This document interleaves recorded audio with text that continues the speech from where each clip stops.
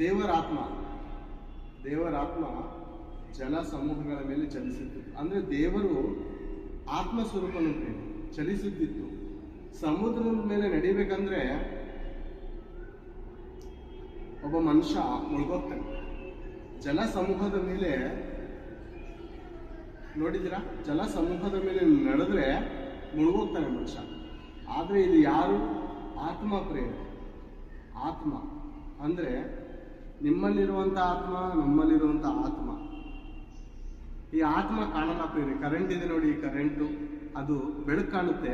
ಒಳಗಡೆ ಓಡಾಡುತ್ತಿರುವಂಥ ಕರೆಂಟು ಯಾರಿಗೂ ಕಾಣೋದಿಲ್ಲ ಪ್ರೇರಿ. ಹೌದಾ ಅಲ್ವಾ? ಹೌದು ಪ್ರೇರಿ. ಜಲಸಮೂಹಗಳ ಮೇಲೆ ದೇವರಾತ್ಮವು ಚಲಿಸುತ್ತಿತ್ತು, ಓಡಾಡ್ತಾ ಇತ್ತು. ಆಗ ದೇವರು ಬೆಳಕಾಗಲಿ ಅನ್ನಲು ಬೆಳಕಾಯಿತು. ಬೇರೆ ದೇವರು ಬೆಳಕಾಗಲಿ ಅಂತ ಹೇಳೋದಕ್ಕೆ ಇಡೀ ಪ್ರಪಂಚಕ್ಕೆ ಬೆಳಕು ಬಂದಿದೆ. ಅರ್ಥ ಮಾಡ್ಕೊಳ್ಳೋಣ ಪ್ರೇರೆ ಈ ಮಾತು.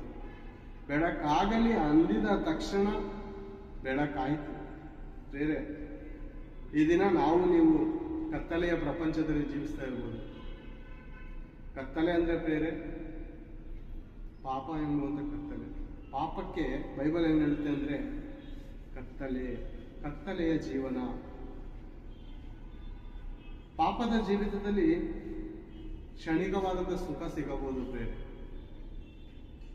ನಾವೆಲ್ಲೋದ್ರೂ, ನಾವೇನೇ ಕೆಲಸ ಮಾಡಿದ್ರು ಅದು ನಮಗೆ ಸಫಲವಂತೆಯೇ ಕಾಣಬಹುದು ಪಾಪದ ಕಾರ್ಯಗಳಲ್ಲಿ. ಆದರೆ ಒಂದು ದಿವಸ ಕತ್ತಲು ಬಂದರೆ ಮಾತ್ರ ಆ ಕತ್ತಲಲ್ಲಿ ನಮಗೆ ನಡೆಯೋದಕ್ಕೆ ಆಗಲ್ಲ ಪ್ರೇರೆ. ಎಡವೆ ಬೀಳುತ್ತೆ ನಿಜವಾಗಲೂ. ದೇವರು ಏನ್ ಮಾಡಿದ್ದಾರೆ? ಆಗ ದೇವರು ಬೆಳಕಾಗಲಿ ಅನ್ನಲು ಬೆಳಕಾಯಿತು. ಈ ದಿನ ನಿಮ್ಮ ಜೀವಿತದಲ್ಲಿ ಕತ್ತಲಿರಬಹುದು, ಅಂಧಕಾರವಿರಬಹುದು. ಅಂಧಕಾರ ಪ್ರೇರೆ, ಸುಖವಿಲ್ಲದೆ, ಸಮಾಧಾನವಿಲ್ಲದೆ, ಈ ಜೀವನವೇ ನನಗೆ ಬೇಡ, ಈ ಬದುಕು ನನಗೆ ಬೇಕಾಗಿಲ್ಲ, ನಾನು ಮಾಡಿದ ಪಾಪಕ್ಕೆ, ನಾನು ಮಾಡಿದ ತಪ್ಪಿಗೆ ನನಗೆ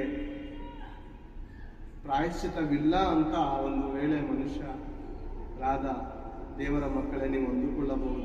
ಆದರೆ ದೇವರು ನಿಮ್ಮ ಜೀವಿತದಲ್ಲಿ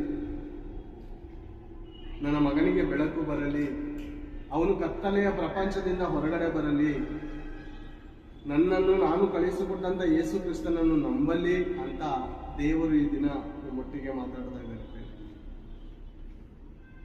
ವ್ಯಭಿಚಾರದಲ್ಲಿ 5 ನಿಮಿಷದ ಸುಖ ಸಿಗಬಹುದು. ಹುಡುಕುತನದಲ್ಲಿ ರಾತ್ರಿಯೆಲ್ಲ ನಿದ್ರಿಸಬಹುದು. ಇಲ್ಲ ಸಲ್ಲದ